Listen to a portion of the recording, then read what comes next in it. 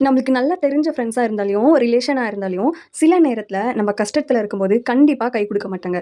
அந்த மாதிரி டைம்ல தான் யாரோ ஒருத்தர், ஒரு ஸ்ட்ரேஞ்சர் கிட்ட நீங்க கேட்டீங்கன்னா, கண்டிப்பா ஹெல்ப் பண்ணுவாங்க. நமக்கு தெரியாத ஒரு பெர்சன். அதுதான் காட் ரூபத்தில வந்து ஹெல்ப் பண்ணிட்டு போவாங்க. எனக்குமே காட் கிட்ட வந்து ஹோப் இல்ல. லைக் காட் இருக்கு, பேய் இருக்கு, இந்த மாதிரி இதுலலாம் ஹோப் இல்ல.